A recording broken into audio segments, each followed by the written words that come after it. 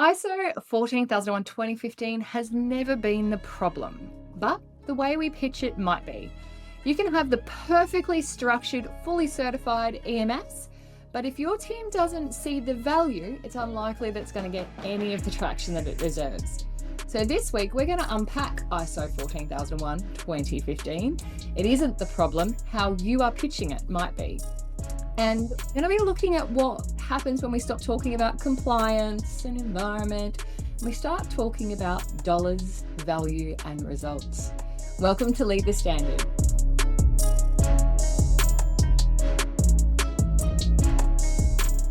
Hello, welcome. I am Kelly Taylor.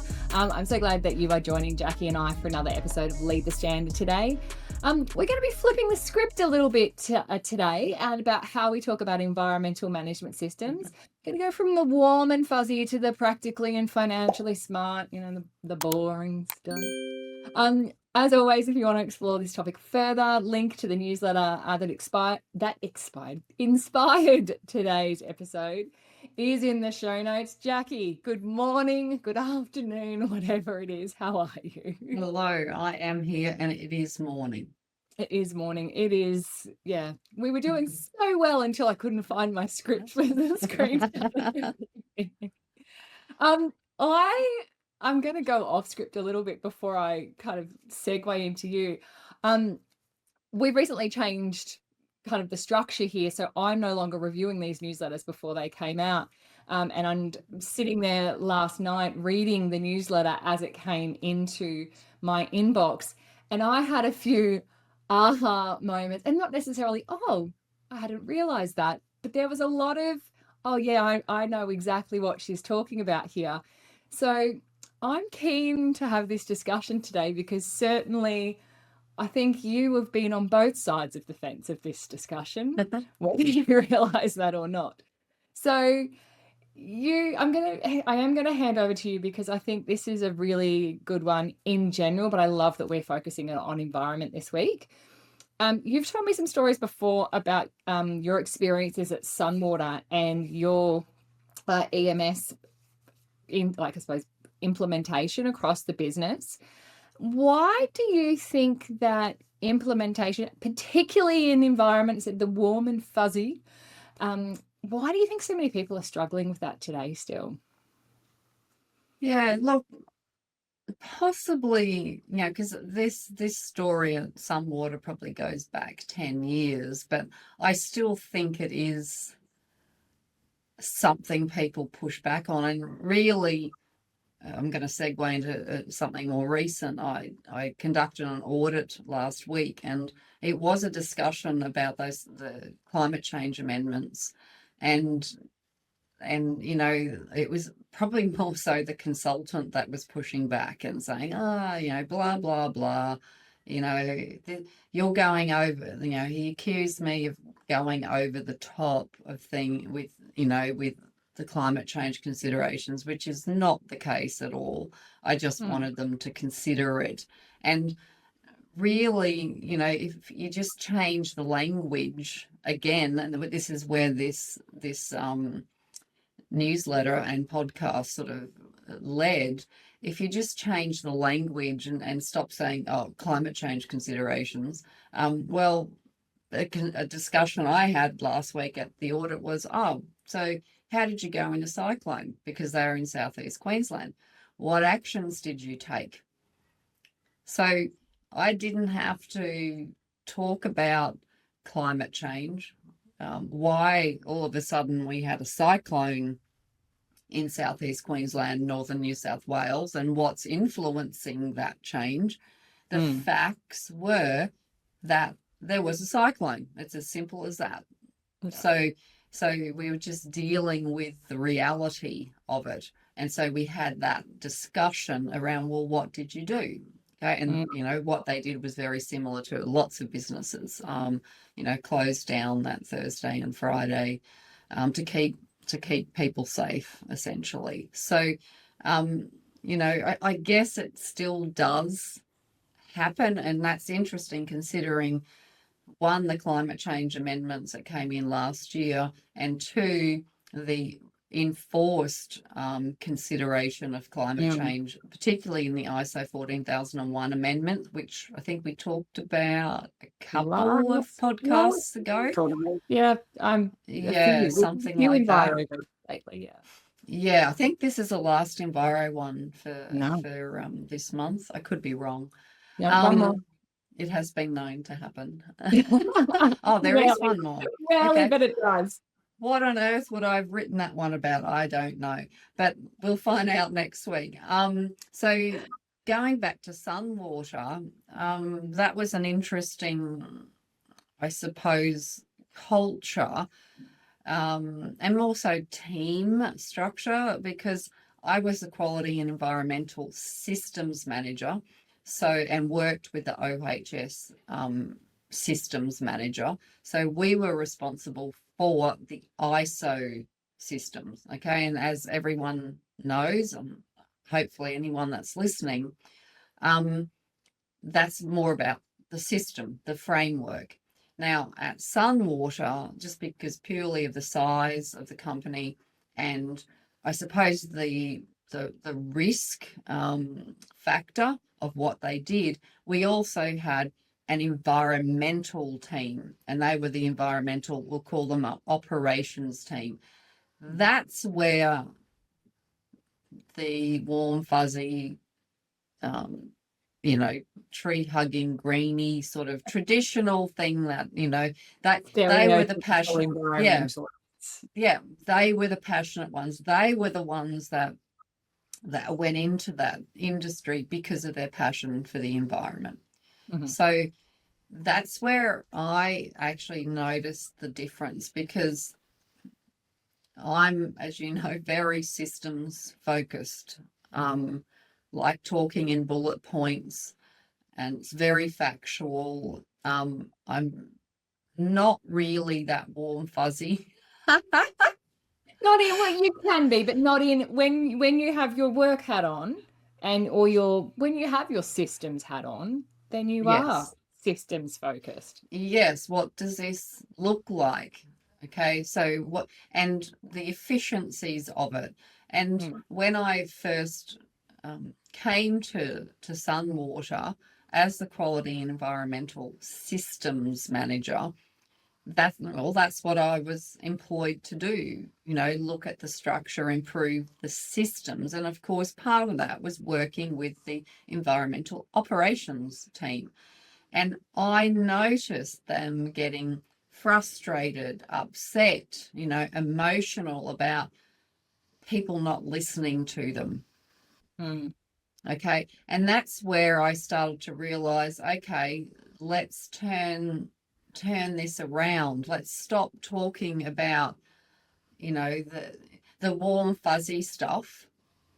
And what does this mean to the business instead? What does this mean to this framework and system that we're building? Can we turn this around to get their attention? So that's where I started to use different language, particularly to the language that the operations team used, and then brought them along on the ride with me.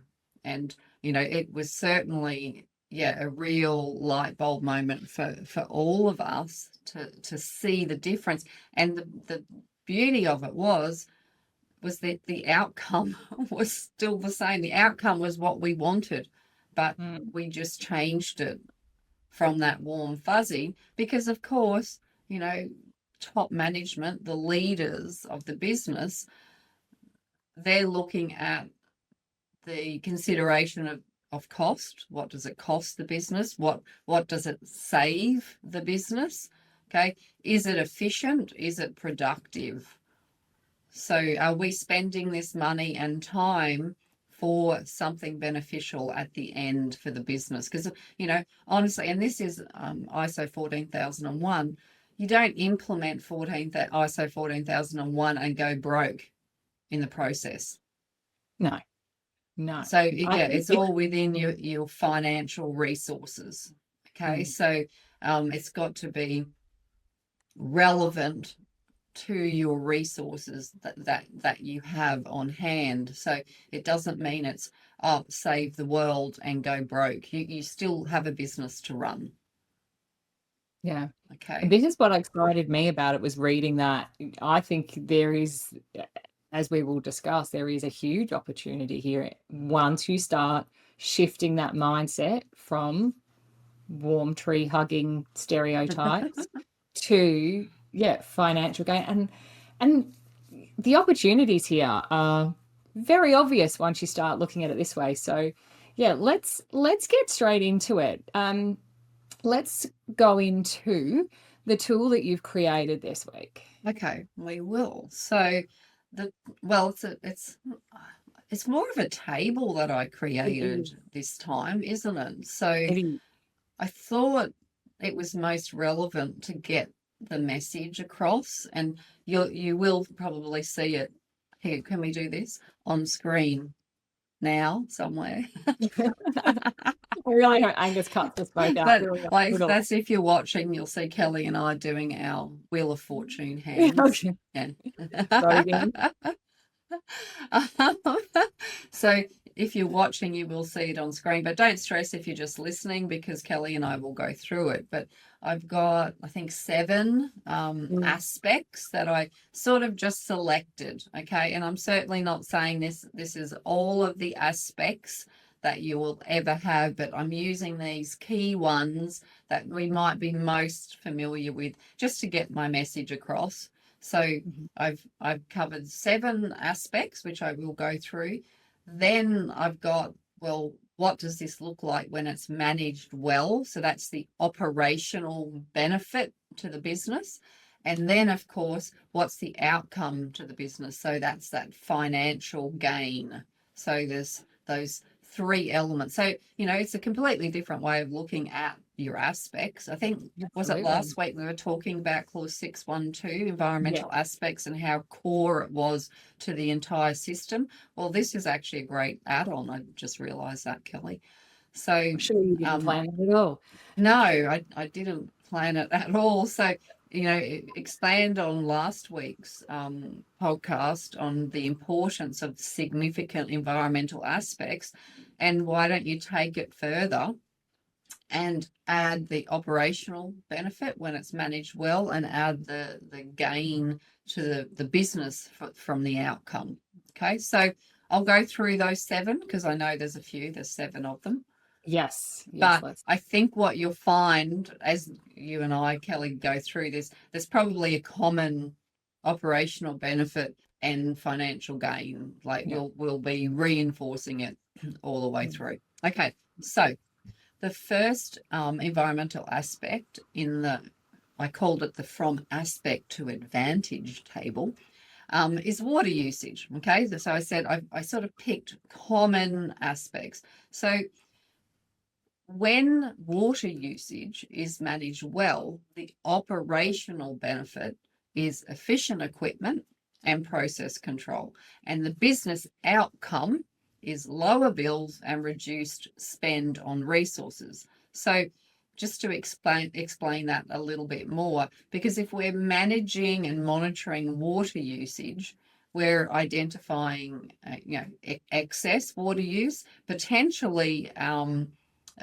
equipment maintenance. So if there's leaks, etc., that need to be fixed. So that provides that your equipment is working at peak performance. So you're maintaining your equipment and therefore saving water and therefore lowering your bills. So I said here, instead of saying we want to reduce our water impact, okay, because we want to reduce our water impact. This is really bad for the environment, blah, blah, blah.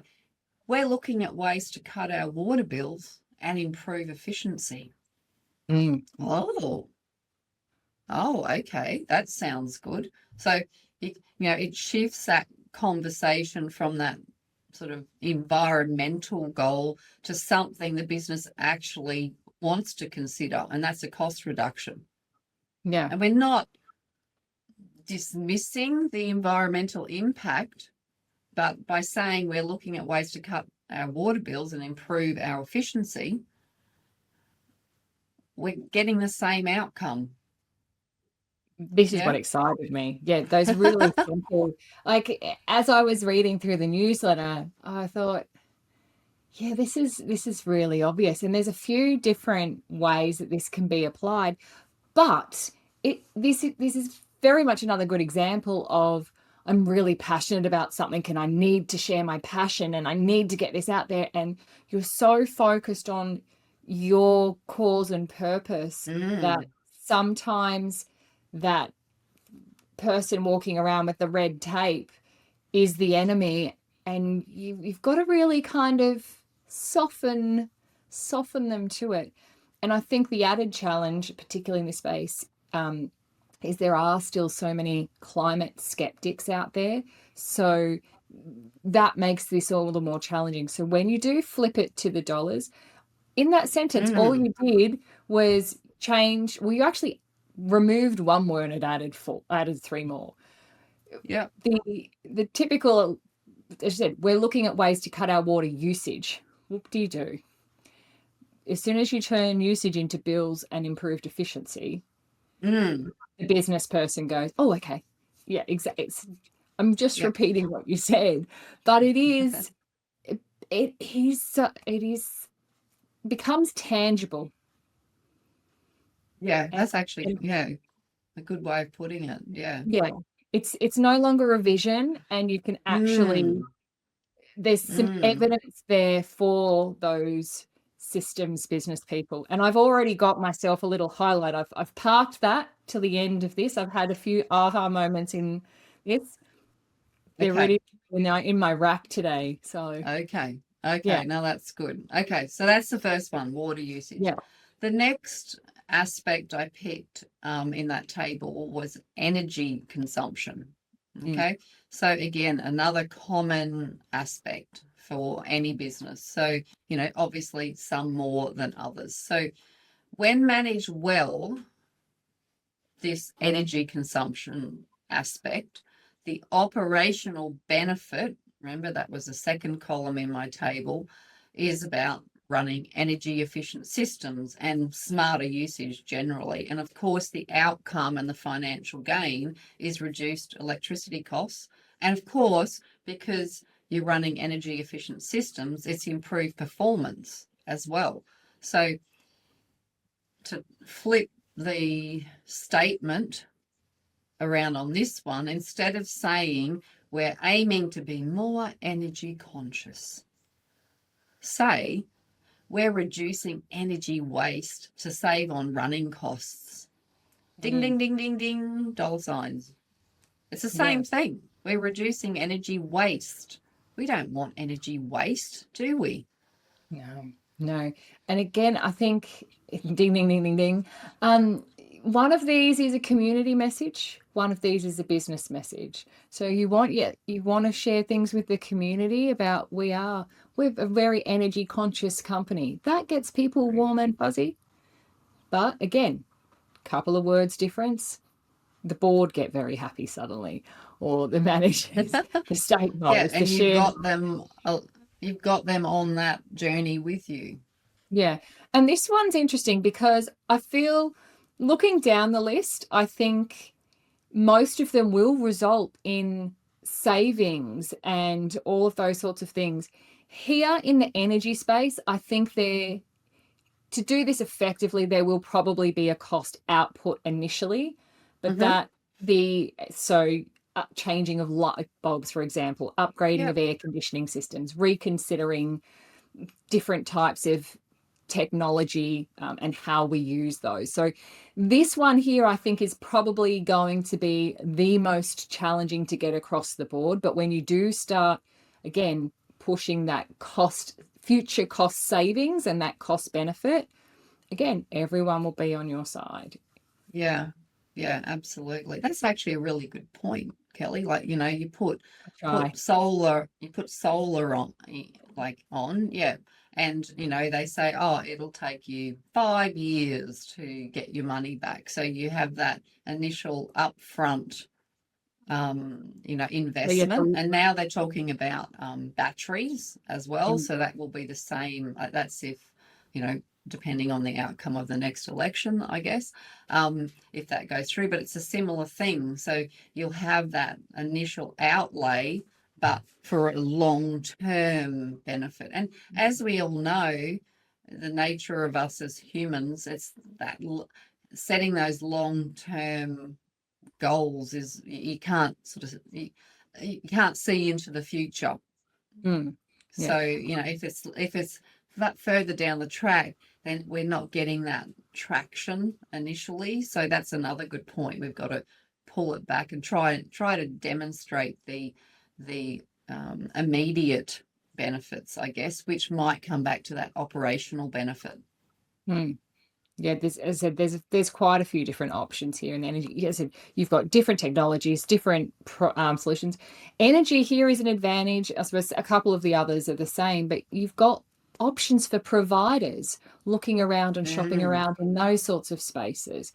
And you're going to need someone's buy-in to make those changes. So I think this could be the biggest challenge, but I also think this could have the biggest benefit long term. Very long term. Yeah, absolutely. No, very good points. Okay. The third environmental aspect that I added to the table was chemical use, and I threw in storage as well. So obviously, when managed well, this chemical use and storage, the operational benefit is a streamlined inventory, safer handling, which obviously that influences your OH&S requirements as well. And there is, obviously an integration and a crossover with some of your activities that are environment and OH&S. And then, of course, the business outcome is possibly lower purchase volume, fewer incidents and therefore breaches and fines, and of course, less risk of incidents because you're managing it well. So how I flipped the statement on this is don't say we're focused on reducing chemical impact. We're saying instead we're cutting stock levels to reduce our spend and avoid compliance issues. Mm. Two things that came to mind as soon as those two separate sentences came out of your mouth. And I don't sit on either fence here. I love my garden, but I'm not one to go out and tie myself to a tree. But but I also, again, the efficiencies, that's my job. When you said we're focused on reducing chemical impact, my brain automatically went to, oh my God, organic products, they're going to cost us through the roof, and we've got to do this, and this. And that's not normally where my mindset would go. So that was an interesting first thought. Already, I was on the back foot. I was like, you're increasing costs because of the word chemical impact. When you said we're cutting stock levels to reduce spend and avoid compliance issues, there was two things that came to my mind from an operations point of view. I'm going to stop buying in bulk just because it's cheaper, because at the end, like if I'm buying 100 bottles of whatever, by the time I get to bottle 75, well, those last 25 might have expired, or there could be damage or whatever. So while it might be more cost beneficial upfront to buy in bulk, what's your wastage like? And now I've got visions of John cleaning out the fridge of a Monday before he does his that fills the garbage bin. Oh, what if we wasted? What if we? But again, I hate that too. Don't worry. Yeah. But again, it's buying what you need for when you need it to reduce wastage and then cost. And again, if you've got too much stock stored incorrectly, that's a compliance issue. So very different thought processes based on those two sentences. Yeah. And I suppose the more you have on hand, if there is an incident, obviously the larger the incident, but also it's probably what I didn't mention in here is you can swap out your types of chemicals also, which is where your head went with, more environmentally friendly chemicals. And really rethink. And I suppose that's where the cost comes in. So that's flip that as well. That's probably something I didn't consider in this one. Hmm.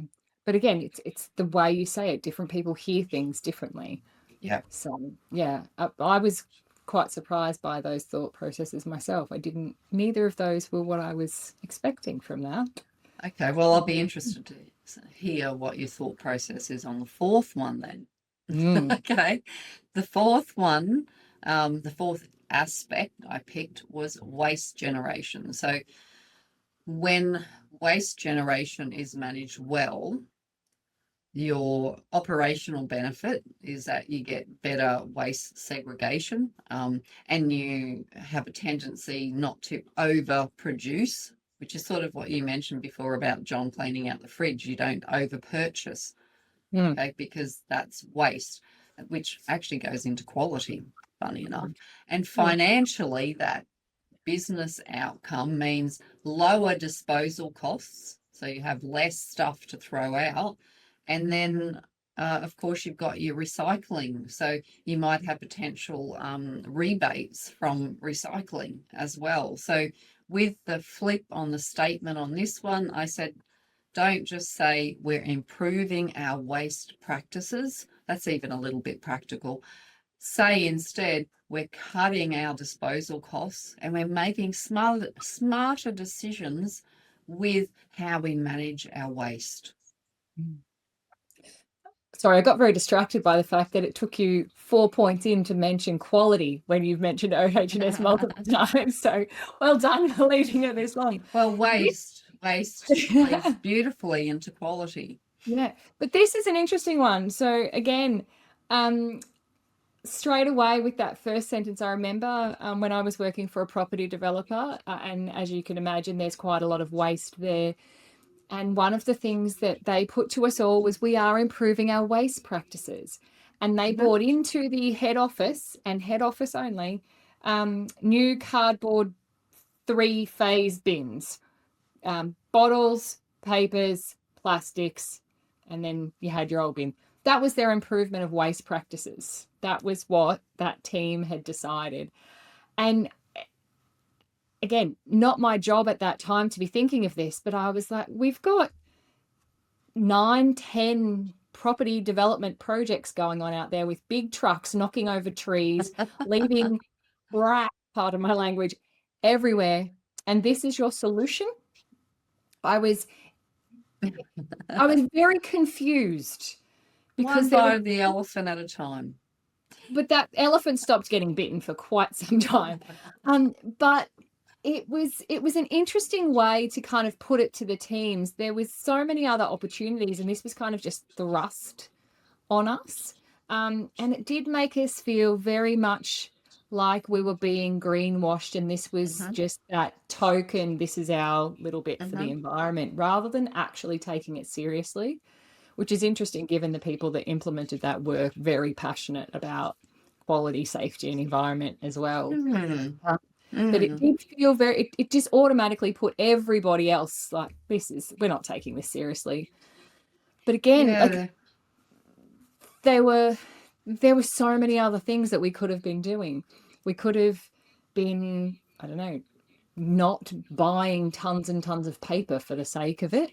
We could have been not having a kitchen full of soft drink for people just to go Mm.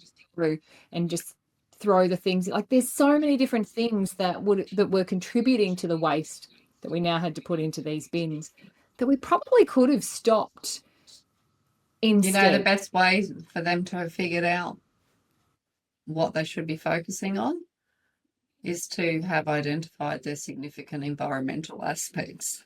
And involved key stakeholders and interested Well, parties. because they really, yeah, from putting my auditor hat on and system hat on, they just sort of picked the easy thing. I Yeah. actually had this something similar years ago. Oh yeah, it was a company that did what do you like water membranes. So ensuring that, so underground civil construction Oh, yeah. and, tunnels, and they Yeah. put Waterproofing and the, stuff. so that, that big waterproofing stuff. And so I was in their office and warehouse where they, had all of these chemicals that they used. And I reviewed their environmental aspects register. And I was trying to figure out, well, what have you identified as being significant? Because that's where I want to start, because obviously that's what I need to focus on. And without jumping to conclusions, of course, I'm thinking, just like you said, well, they're out, underground using these chemicals in large quantities. I'm guessing in my head it's out on project sites and it's these Mm. chemicals, but I wanted to see what they'd identified themselves in their system. So I was looking at, and actually, to add to this, I was actually being audited at the time. So I had two Jazan's auditors, a environment and quality person, Jazan's, and I had an OH&S Jazan's auditor, and they were observing my conduct of the audit, which is part of conformance to ISO 17021 for certification bodies. Anyway, I was looking at this company's aspects register, and I was starting to get a bit confused, and I was looking and I said, so are you saying that your significant aspects are here in the office, and that they're just correct? Just, I'm just checking that I understand. This is the use of toilet paper. Is that what you're saying? The use of toilet paper and dishwashing liquid. Is that how I'm reading this register? And the Jazan's auditor that was there for environment and quality, he actually hopped up at this point. He's only meant to be observing. And he came over and stood over me and looked at the register.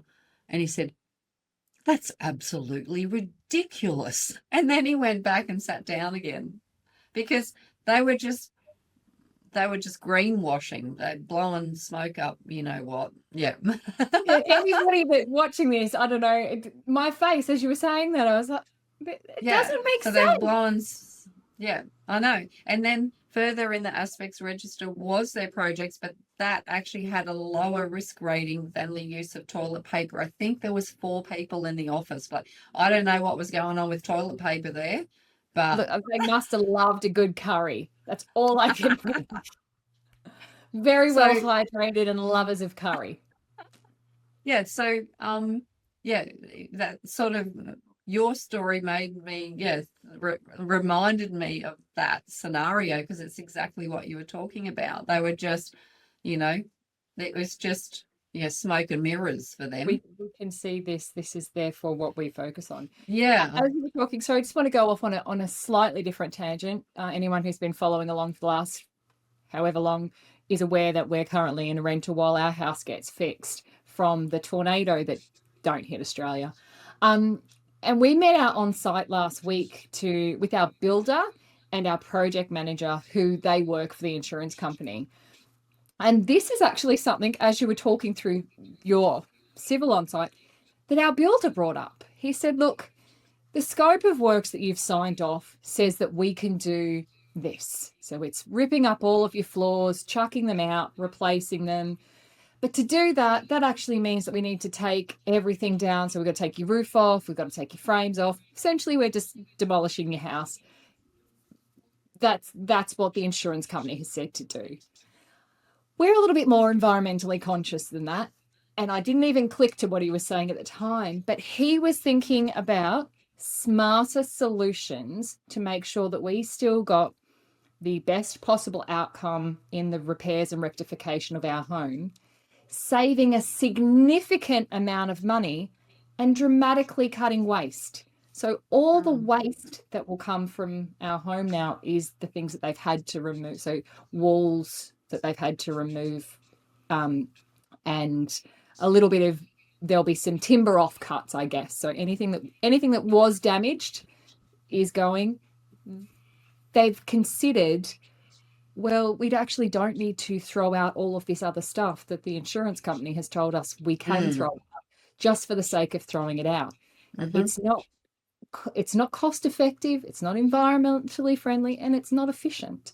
And And you can reuse it. we can reuse it, but the most important thing was we can still achieve the same, if not a better outcome, by considering all of these waste factors. Yeah. And that's what we care about. We want a safer home and get back in there quicker. But so again, red tape, people at the top just were like, oh yeah, just do that. But the people on the ground could see a better, more environmentally friendly, effective outcome. Yeah. So And again, they might not even be looking at it from that environmental aspect. It's more of an operational benefit for them. Yeah. Yeah, But because the material's there. As they're doing it, they can go, okay, we can reuse that. It's an operational benefit. yeah, And yeah, then that goes into the financial gain as well. exactly. So Yeah. instead of being hundreds and hundreds of thousands of dollars, it might be hundreds and thousands of dollars. Yeah, it's again getting the people that are doing the work involved is finding those opportunities. Okay, I went off on my tangent. Okay, because we both did. So the fifth environmental aspect that I used in the table was fuel consumption. So again, another one that a lot of will be applicable to a lot of businesses. So the operational side of this means that we might optimize our routes for delivery. Okay, and it might mean we're, in our purchasing process, we'd acquire fuel efficient vehicles. We'd look at the type of vehicles we're purchasing.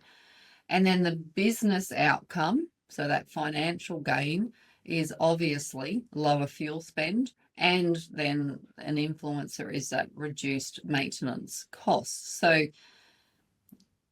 my flip on the statement is, don't say we're monitoring emissions, because this is, essentially that's what it's about, emissions. Say we're saving money by cutting out unnecessary trips and refining our routes, and in that process we're going to be reducing fuel usage, actually even better, reducing fuel costs. I think most people's heads would have gone straight to that, electric vehicles there. Changing even of routes. Hybrid. Well, yeah. But changing of routes is, again, such an obvious solution here, but I'm sure that it's not one that a lot of people think about, except for Australia Post and frequency and all of those sorts of things. So there's GPS and all of those things that are going to make things so much easier for you. Changing the timings of your delivery. So traffic might be better at one time of day than the other. It might not necessarily be that route. It might be changing the size of the vehicles. There's so many things here that you could change. And again, I don't think fuel consumption is just limited to vehicles. We think of all of that. You've got generators and all of those sorts of things on construction sites to consider. So again, maybe we switch out our fuel diesel generator for a solar charge generator, solar panels, those sorts of things. So again, potential here for a little bit of extra cost, because we all know that a petrol or a diesel vehicle does cost a lot less than a hybrid or an electric vehicle. But again, you've got those significant cost savings down the track, and sometimes immediately. They do balance out. Yep. Great expansion. That's why I like having you here, Kelly. I can just go blah, and then you just expand on it. I'm very proficient in Jackie Stapleton and happy to be the template. Okay, in understanding my language. Okay, so the sixth aspect that I identified in the table, one we're all conscious of, and I don't know about with Atoll, obviously we do a lot electronically, but it's paper use. All right, it's a big one. Look, I'm old. I like printing stuff. I have gotten a lot better, but I still, like paper. But obviously, it's a change of mindset. So when this paper use as an aspect is managed well, the result in that operational benefit is, I suppose, more digitized processes, okay, more electronic. And this is where, our platforms, the platforms we use here are all digitized, even for our students. Okay, we don't send any hard copy stuff out, like classroom trainers do. So, and then of course, that influences the reduction of manual handling. Okay, so we're not carting boxes full of course material everywhere. Using all of the hard copy stuff, and we're not lugging this stuff around. So that's an OHS integration there. And then financially, that business outcome is obvious because your printing costs are lower, and possibly if you're storing all of this paper, and that could be your archive stuff as well, you're paying for storage of these physical things. Like, do they need to still be counted? Can you not scan them in? Anyway, I'm going off on a tangent. So my flip on the statement, instead of saying we're going paperless for the planet, say, look, we're streamlining how we work, and we're cutting printing costs at the same time. I like saying the second one better. It's just like, we're streamlining how we work and cutting printing costs at the same time. That's actually a really good point I made there. It's like going. You say yourself. Congratulations. I just realized I give myself a pat on the back for that one, because digitizing isn't just about not using paper. It actually streamlines how we do things. It saves so much time, doesn't it? But not only that, it makes it accessible, or the information accessible to anybody, anywhere. So we have an example of this in one of the scenarios in our virtual and our lead auditor skill set courses that our students have to go through those extra workbooks, and one of them is around the safe work, or the SWIMS, safe work statements, written out, filled out on site, but then they're stored at head office. So, but they need to be accessible at the site office. So we've kind of made it on purpose. So you've got a printed out paper copy there that then needs to be transported to another office to be stored and take up space there.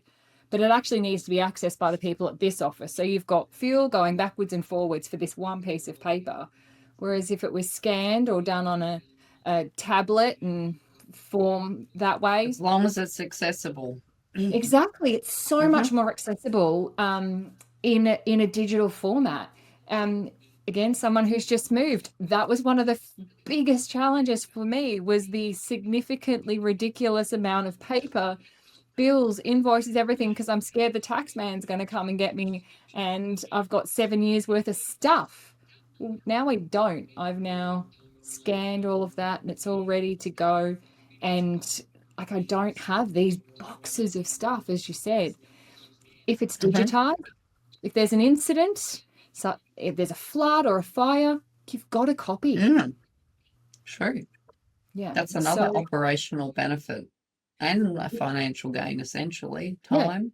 Yeah, absolutely. And again, printing, you were talking about paper. This is paper use here, but you've got ink, toner. True. Equipment maintenance. How many? So who in the world has a printer that works every time? Like, they don't. Don't jinx me. They don't exist. Like, so again, digital, and look, I'm not gonna lie, I'm a paper person. I use it as an excuse to plant more plants in my garden, but it is, as you said, it's something that we kind of have to work towards. Make sure you've got a good system in place, and this is going to be so much more effective and efficient.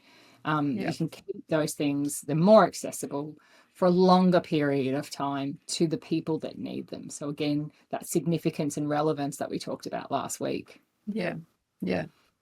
as usual. And again, Kelly, some great additions there. You're welcome. I try. I Okay, try. the last one, because as I Yeah. said, I did come up with 7.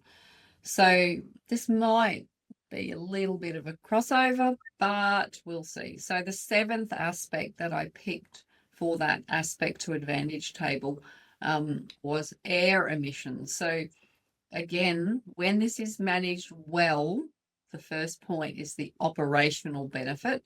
So the operational benefit here is well-maintained equipment, Mm. okay, with fewer breakdowns. And then the financial gain is obviously, well, going to throw this one in here. If we have fewer breakdowns, we impact our customers we less. So we're able to deliver more consistently as well. And then if they are well maintained, I suppose this is a thing with it, it's like a car, isn't it? If you get it regularly serviced, yes, it's an upfront cost, but in the end, if you don't service your car and the entire engine goes, in fact, it's actually going to cost you more. So, And it Anastasia, goes both ways. And I just realized as I was saying this, and I haven't got to my flip statement yet, we've mentioned water usage, which was about equipment. Mentioned energy consumption, which is about energy efficiency. So again, that could be equipment. could be equipment. Waste generation could be also fuel consumption. Yeah. Um, and then this final one around air emissions, a lot of it is about maintenance as well. So Mm. because we're actually monitoring our equipment and what we do, we're actually able to identify these things or impacts aspects earlier. So our equipment is running more efficiently and it costs us less. So there's a lot hanging around this.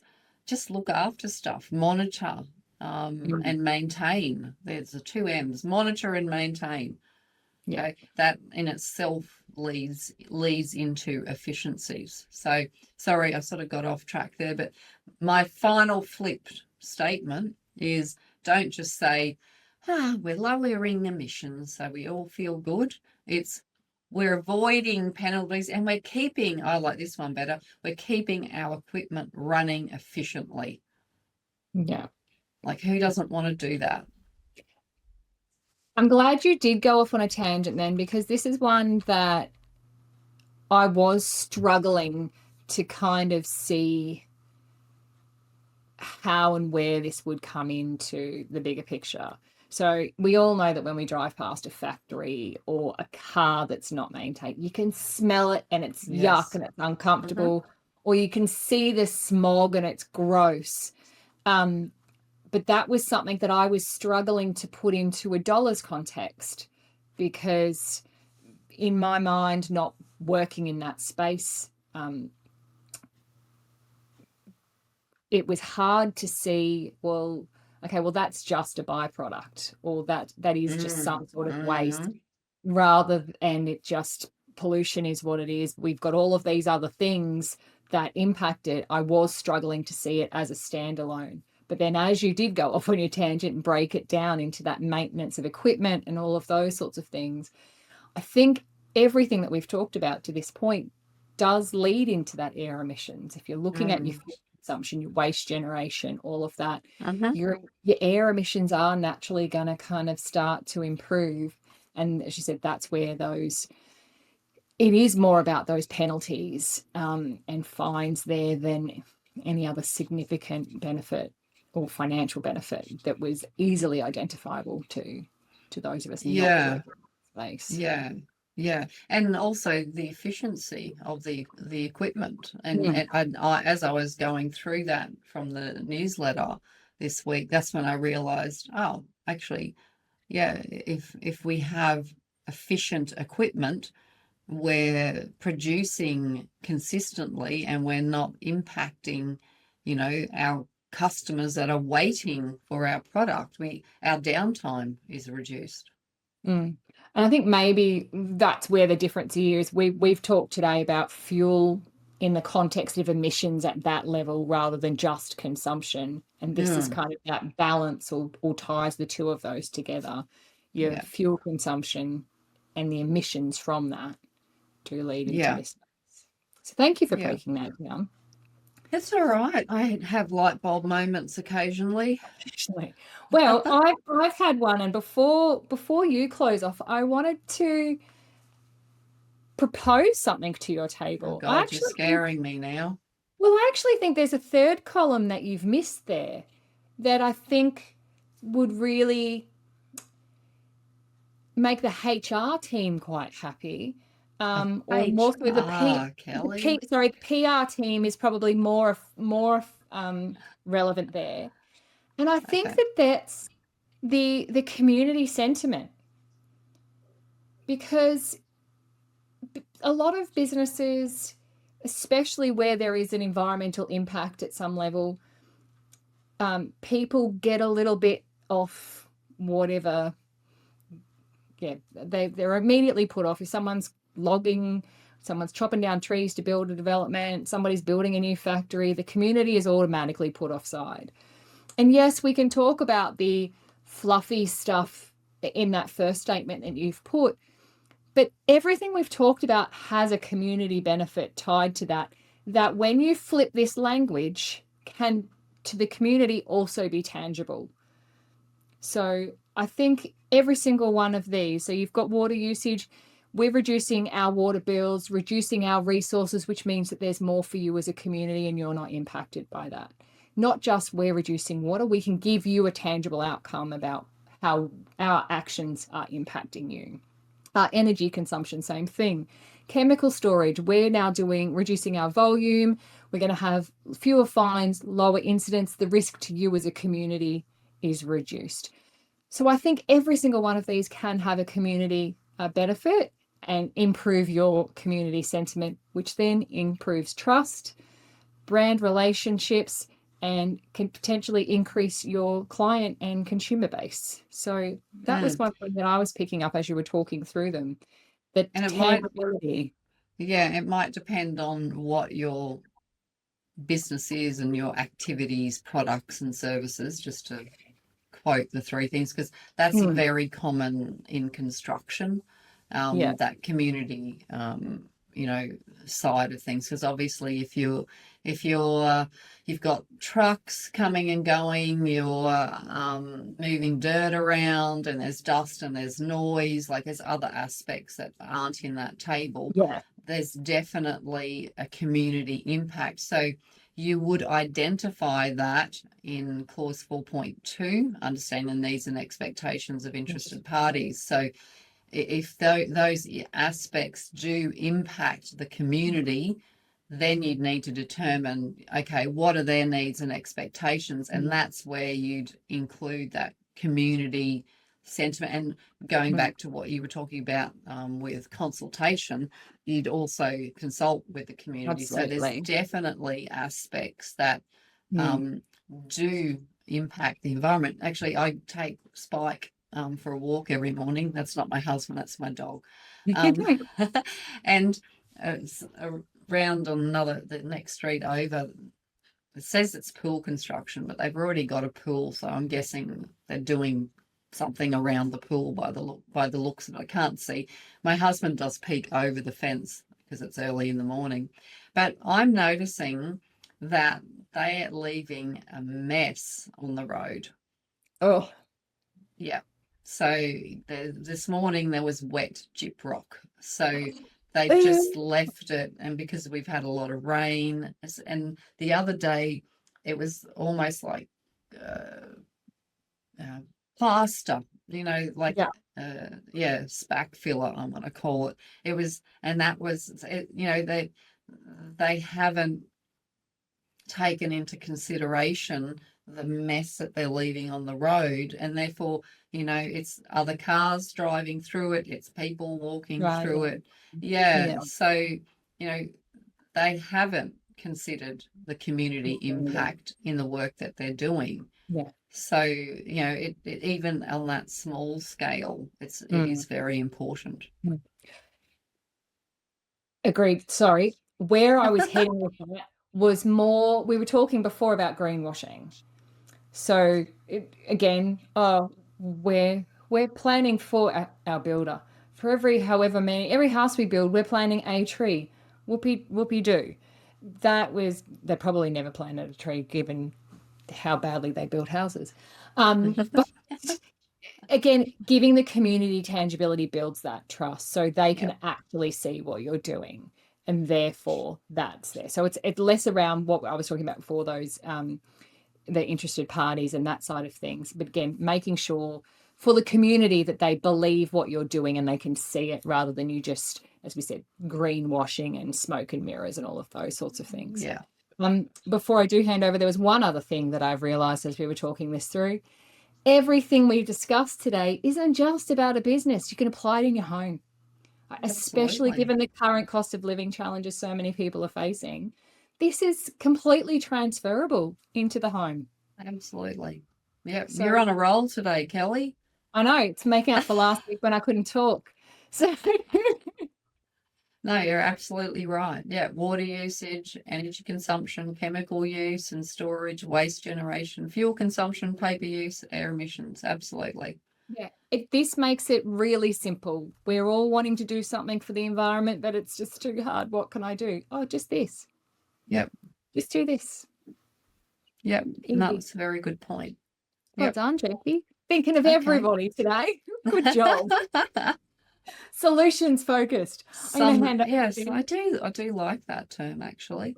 yeah. Okay, so I'll do my wrap up. Yeah, just so we can Okay. remind people how to save the environment from home. All right. So we went through the aspect to advantage table. And just as a reminder, the first column was the aspect I identified, if I can get that out, 7 common aspects. And as I said, I do understand that there's obviously other aspects. I had to pick some. And then in the next column, I've gone, well, what's the operational benefit around that aspect? And then what's the business outcome, more so about that financial gain? Because remember, we're trying to twist it from that warm, fuzzy, tree huggy, greeny sort of statements or questions to, well, what does it mean to the business? All right. So I'll go through the 7 and the flipped questions just quickly. So water usage. So don't just say we want to reduce our impact. I'm going to have to stop because I got a cough. Just Do you talk to want myself for a moment. to? I felt it coming. I don't know if you want Angus to edit that out. No, it's more fun. Everyone can It's a just it's a watch you do blooper. it. It's a blooper. It's reality. Because I've been talking a lot. So I'm going to start again. Just testing my throat. Let's go.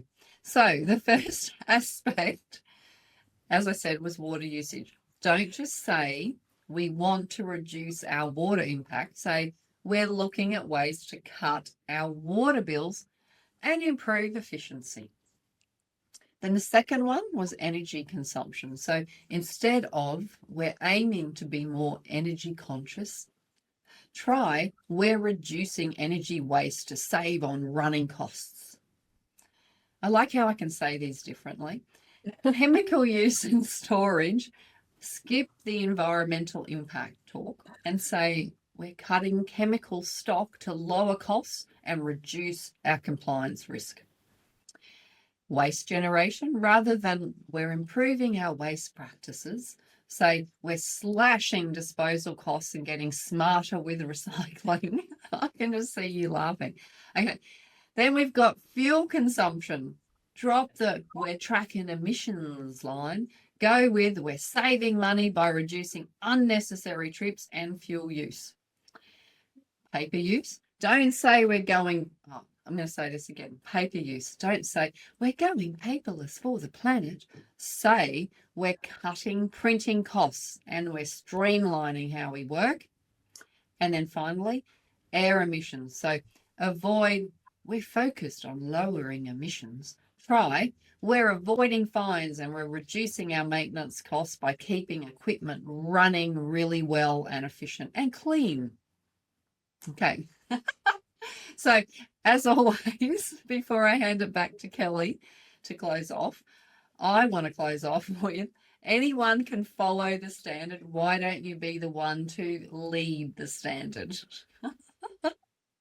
Thank goodness that's a wrap for today's episode of Lead with Standard. Today we explored Jackie's ability to method act and change characters rapidly while, yeah, I felt like I was in a weird episode of Harry Potter with Luna Lovegood and what's his name? Professor Snape or something. There was some weird dynamics going on. We did explore what happens when you stop selling the environmental feel-good and speaking the language that your business actually cares about, and that's the results. Doesn't mean they don't care about the environment, but the business cares about results. Jackie, thank you for your sharing your stories, your acting, and showing us how just that slight conversation shift can really become a great tool for operational and financial improvement, not just compliance. Next week, we will be back with another environmental management system episode. We do have one more, auditing 14001 2015, where to start and what to ask. So this is a really good one. Get your character interpretations ready for that one. Thank you everybody for listening. As always, please don't forget to subscribe, share this episode, leave a review, and until next time, take care, stay curious, and keep leading the standard. Bye for now. Bye.